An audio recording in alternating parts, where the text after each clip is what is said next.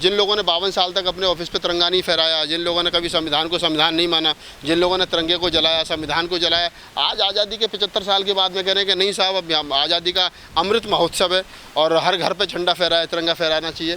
तिरंगा फहराना अच्छी बात है, हर भारतीय का भारत के प्रति इतना तो कर्तव्य बनता है, लेकिन जो लोग तिरंगा फहरवा रहे हैं उनकी नीयत पर सवाल है कि क्या वास्तव में उनकी नीयत तिरंगा फहरवाने की है या अभी भी दिल में मनुस्मृति और हेडगवार और क्या नाम है सावरकरी तो नहीं बस रहे हैं। जो 85% समाज है, भूखा, गरीब, लाचार, SC, ST, OBC, माइनॉरिटी, महिला, उनके लिए तो अमृत महोत्सव कम से कम नहीं है। मैं तो उनके लिए अमृत महोत्सव तब समझूंगा कि तब लोकतंत्र की अंतिम पंक्ति पर जो व्यक्ति बैठा है, जो गाँव देहात में कहीं बैठा खेत खलियान में काम कर रहा है, वो सुरक्षित हो, उसकी बेटी सुरक्षित हो, उसका स्वास्थ्य, उसकी शिक्षा, उसका रोजगार सुनिश्चित हो, तब मैं मान सकता हूँ कि ये आज़ादी का अमृत महोत्सव है। मैं समझता हूँ ये आज़ादी का अमृत महोत्सव नहीं है, बल्कि आज़ादी के अमृत महोत्सव के नाम पर लोगों को गुमराह किया जा रहा है, लोगों को पागल बनाया जा रहा है। और मैं खासतौर से SC, ST, OBC, माइनॉरिटी समाज के, बहुजन समाज के लोगों से कहना चाहता हूँ कि तुम्हारे लिए तो बिल्कुल आज़ादी का अमृत महोत्सव नहीं है। अगर आज़ादी का अमृत महोत्सव है तो सरकार से सवाल करिए कि इस देश में जितने प्रोफेसर हैं उसमें SC, ST, OBC के कितने हैं, जज कितने हैं, कलेक्टर कितने हैं, IAS कितने हैं,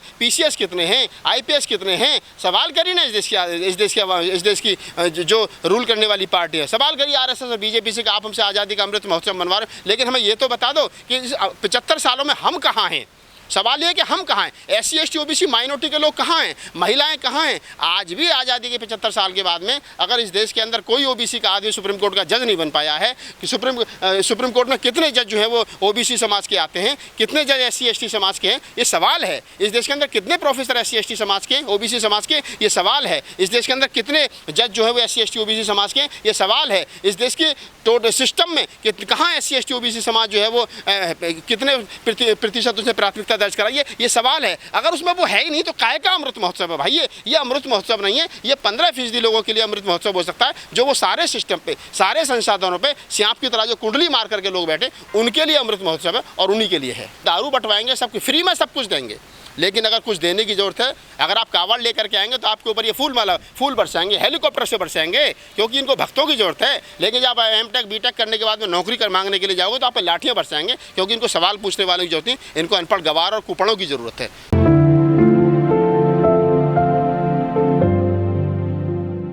तिरंगे जब सरकार बेचेगी और लोगों के ऊपर ये कंडीशन होगी कि आपको तिरंगा खरीद करके अपने घर पे, अपनी दुकान पे, अपने ऑटो पे, अपनी गाड़ी पे, अपने 2 व्हीलर 4 व्हीलर पे फहराना है, तो सीधी सी बात है कि ऑटोमेटिक ज़्यादा दिखाई देंगे, क्योंकि ये तो एक तरीके का मतलब सरकार का आदेश है जिसका पालन करना हर नागरिक की जिम्मेदारी बन गया है।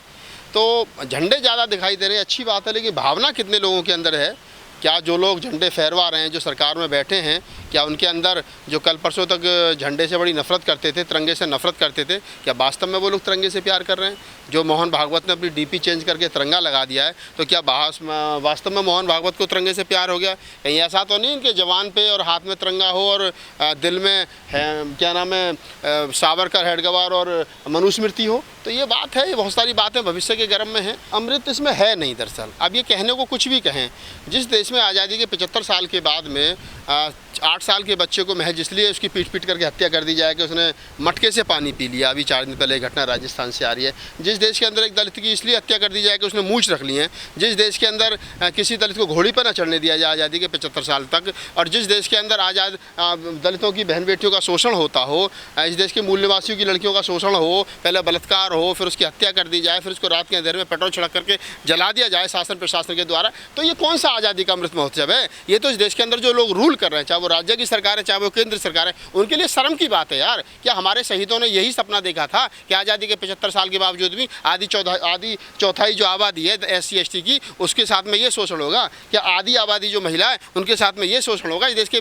SC ST OBC माइनॉरिटी 85% जो बहुजन समाज है उसके साथ में जातिगत आधार पर इस प्रकार का भेदभाव होगा, और सरकार में बैठे हुए 15% लोग, सवर्ण लोग ये करें कि आज़ादी का अमृत महोत्सव है? तो ये आज़ादी का अमृत महोत्सव उन 15% लोगों के लिए हो सकता है जो सरकार में बैठे हैं, जो सरकार में बैठ करके इस देश के 85% समाज का शोषण करें। तो ये उनके लिए अमृत महोत्सव हो सकता है। लोगों के पास रोजगार नहीं है, लोगों के पास में काम धंधा नहीं है। लोग पिछले 2-3-4 साल में जब से बीजेपी की सरकार केंद्र में आई है तब से लोग बेरोजगार हो गए। तो ये आज़ादी का अमृत महोत्सव नहीं है। लोग बीजेपी की सरकार का क्या है कि वो किसी न किसी काम में फंसाए रखना चाहती है लोगों को। तब वो कभी गाय के नाम पर, कभी हिंदू मुसलमान के नाम पर, कभी शिवलिंग के नाम पर, कभी किसी दूसरे नाम पर, कभी हिंदू धर्म खतरे में इस नाम पर, अब वो झंडे को लेकर के आ गए। तो ये अब इनका मुझे लग रहा है कि झंडे के अलावा इनके पास कुछ बचा नहीं है। ये अंतिम चल रहा है और कह रहा हूँ कि पाप का घड़ा भरता है तो भर रहा है इनका। तो देश के तमाम लोगों को सवाल करना चाहिए कि आज का आज़ादी का अमृत महोत्सव नहीं है भाई हमारे लिए। ये आज़ादी जो हमें मिली है, मैं तो कहता हूं कि आज देश में मचा हुआ है आज़ादी का झूठा शोर। आज़ाद देश के पाए जाते नेता और अधिकारी चोर। जिस देश का नेता ईमानदार ना हो, जिस देश का अधिकारी ईमानदार ना हो, जिस देश के अंदर आदमी सुबह को निकल करके कोई बहन बेटी जाती है और शाम तक उसको ये पता नहीं कि मेरी बहन बेटी सही सलामत घर लौटेगी नहीं लौटेगी, जिसको ये पता नहीं कि रात को अगर किसी कोई बीमार हो जाए तो सरकारी हॉस्पिटल में उसका कोई इलाज हो जाएगा, जिसको ये पता नहीं होगा सरकारी स्कूलों में जहाँ उसका बच्चा पढ़ने के लिए जा रहा है वो खिचड़ी खा करके कटोरी लेकर के जाता किताब की जगह और वापस आ जाता, उसकी शिक्षा का सत्यानाश कर दिया, स्वास्थ्य का सत्यानाश कर दिया। तो काहे की आज़ादी है? ये सबका सब ड्रामा है। मैंने बताया ना कि मोदी सरकार जो है ये बड़े चालाक और चंट लोग हैं। ये हमेशा किसी ना किसी काम में उलझाए रखना चाहते हैं। मोदी सरकार के ऊपर एक आरोप था, अरे साहब ये तो तिरंगे का सम्मान नहीं करते आरएसएस के लोग, ये तो बीजेपी क्या नाम है, ये तो भारतीय संविधान का वो नहीं करते। तो मोदी सरकार ने सोचा एक कलंक धो लो।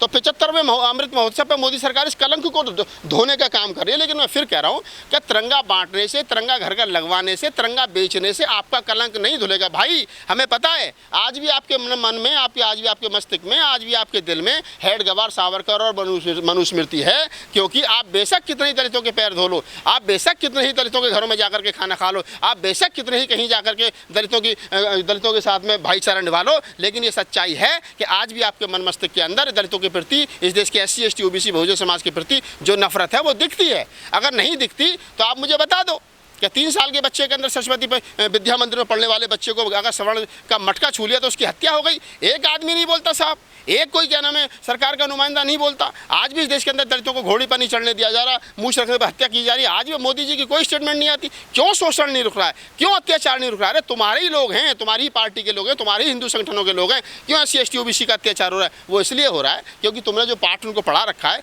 तुम बेशक ऊपर के लोग कुछ कहते हो लेकिन नीचे के तुम्हारे जो चेले चंटारी हैं वो सब वही काम कर रहे हैं जो तुम चाहते हो। सर मोदी सरकार हो या और सरकार हो, जो चुनाव आते हैं घर घर दारू पहुंचाते हैं, ये अनाज पहुंचाते हैं, थैला पहुंचाते हैं, थैले पर फोटो होता है योगी मोदी का और वो सब कुछ फ्री दिया जाता है। जब आज़ादी का महोत्सव मनाया जा रहा था आज वो पैसे ले रहे हैं उसके झंडे के। मैं वही बता रहा हूँ आपको, सरकार बनाने के लिए जब सरकार जब बनती है, चुनाव जब होता है तो उसमें दारू बांटी जाती है, तरह तरह के नशे बांटे जाते हैं, लोगों को प्रलोभन दिया जाता है, झूठ बोला जाता है, कहीं 15 लाख का कभी नौकरियों के बहाने। तो सरकार बनानी है उन लोगों को, लेकिन अब सरकार बन गई है तो अब पैसा कमाना है। कोई अडानी अंबानी उनका यार होगा जो तिरंगा बना करके तिरंगे के एक्सपोर्ट इंपोर्ट कर रहा होगा, तो वो उसको करोड़पति बनाना है क्योंकि 2024 में उससे फाइनेंस लेना है। तो पैसा चाहिए। अगर वो 200-400 करोड़ झंडे बिक गए उनके इस बहाने तो आप समझिए कितना तगड़ा व्यापार, हज़ारों करोड़ रुपए का व्यापार हो गया। तो ये सब व्यापार है। गुजराती लोग बड़े चरित्र चालाक हैं, ये व्यापारी लोग हैं। इनका कोई तिरंगे से मतलब नहीं है, इनका कोई संविधान से मतलब नहीं है, इनका कोई लोकतंत्र से मतलब नहीं है। अभी कल परसों एक बाबा कह रहा था जी कि ये तिरंगे ने हमारा सत्यानाश कर दिया है। वो तिरंगे ने हमारा सत्यानाश कर दिया। हर हिंदू को अपने घर पे भगवा फहराना चाहिए। आज भी आप देख लो आधे से ज़्यादा मोटरसाइकिलों पर एक तरफ तिरंगा तो एक तरफ भगवा फहरा रखा है। ये सिद्ध क्या करना चाहते हैं? बताना क्या चाहते हैं भाई? बताओ ना कि आप अपनी मोटरसाइकिल पर तिरंगा और भगवा लेकर के घूम रहे हो। अगर कोई मुसलमान एक तरफ हरा झंडा और एक तरफ तिरंगा लेकर के घूमे तो आप स्वीकार कर लोगे? नहीं यार, आप मॉब लिंचिंग के नाम पर उसकी मौत कर दोगे, उसकी हत्या कर दोगे। क्यों? क्योंकि अरे ये तो पाकिस्तानी है। तुमने अगर हिंदू झंडा पे क्या मैं पंचशील का झंडा लेकर के चलूँ तो क्या मेरे ऊपर सवाल खड़ा नहीं होगा? लेकिन आज एक मोटरसाइकिल पर 2 झंडे बंधे, देखिए आप हर तीसरी मोटरसाइकिल ऐसी घूम रही है। कौन लोग हैं ये? सब RSS और बीजेपी के लोग हैं, हिंदू संगठनों के लोग हैं। तो ये सवाल है, ये समझना चाहिए। मैं कह रहा हूँ वही वाली बात है, 2-3 दिन से ट्रेंड कर रहा है सोशल मीडिया पे। कह रहे थे कि जी झंडा हर घर पे लगाओ। भैया घर ही नहीं तो झंडा कहाँ से लगाएंगे? झंडा तो हम भी खरीदेंगे, मोदी जी घर भी दिलवा दो, बता दो कहाँ है हमारा घर। हम जैसे लोग किराए पे रहते हैं, एक्टिविस्ट हैं, काम धंधा कुछ है नहीं, आपने रोजगार नहीं दिया तो चलो अभी सोसाइटी के लिए कुछ काम कर लें। तो वो काम कर रहे हैं, जब घर ही नहीं तो झंडा कहाँ लगाएं? सर पे लगा लें, अपने पे। दिल में तो हमारे में तिरंगा है, हम कौन सा मना कर रहे हैं? तुमसे ज़्यादा हम देशभक्त हैं। अब रहा सवाल किसानों का कि किसानों का क्या नाम है, ये आय दुगनी कर देंगे। कितने किसानों की आय दुगनी होगी मुझे बता दो। या 3 कृषि कानून बिलों के खिलाफ किसान बैठे थे पूरे देश के, 1000 के आसपास किसान मर गए। मोदी जी ने तब जाकर के अपनी जिद में हिटलरशाही में वो कानून वापस लिया। तो कितना नुकसान देश का हो रहा है, कितना नुकसान इस देश के मूल निवासियों का हो रहा है, किसानों का, मजदूरों का, शोषितों का, पीड़ितों का हो रहा है। वो इस देश के शोषित पीड़ित को सोचना पड़ेगा। SC ST OBC माइनॉरिटी को सोचना पड़ेगा कि जो सरकार तुम्हें हिंदुत्व के चक्कर में, ये सरकार जो जो क्या नाम है भगवा के चक्कर में जो तुम्हारा सत्यानाश कर रही है, ये सवाल कब करोगे तुम? अरे तुम्हारा हिंदू धर्म खतरे में, तुम्हारे मंदिर खतरे में, कोई मंदिर खतरे में नहीं है। राष्ट्रपति हिंदू, प्रधानमंत्री हिंदू, गृह मंत्री हिंदू, चीफ जस्टिस हिंदू और हिंदू धर्म खतरे में। बहुत अच्छी बात है भाई, इससे बढ़िया तो फिर वही लोग थे कि जब इस देश का राष्ट्रपति जो है वो मुसलमान होते थे, प्रधानमंत्री सरदार होते थे, तब तो हिंदू धर्म खतरे में नहीं था। कोई खतरे में नहीं है भाई। मेरा रोजगार खतरे में है, मेरी रोजी रोटी खतरे में है, मेरी शिक्षा खतरे में है, मेरा स्वास्थ्य खतरे में है, मेरे बच्चों का भविष्य खतरे में, आने वाली नस्लों की जो भविष्य है वो खतरे में है। सवाल करना पड़ेगा सरकार से, सरकार की आंख में आंख डाल के सवाल करना पड़ेगा। अगर इस देश के अंदर कोई बाबा नित्यानंद जैसा खड़े होकर के कहता है कि तिरंगा ने हमारा सत्यानाश कर दिया, तो उसमें कोई FIR नहीं होती। लेकिन मेरे जैसा आदमी, हेमंत प्रशांत बौद्ध जैसा आदमी, निर्देश जैसा आदमी अंधविश्वास और पाखंड के खिलाफ बोलता है तो उनके खिलाफ FIR होती है, उन्हें जेल में ठूस दिया जाता है।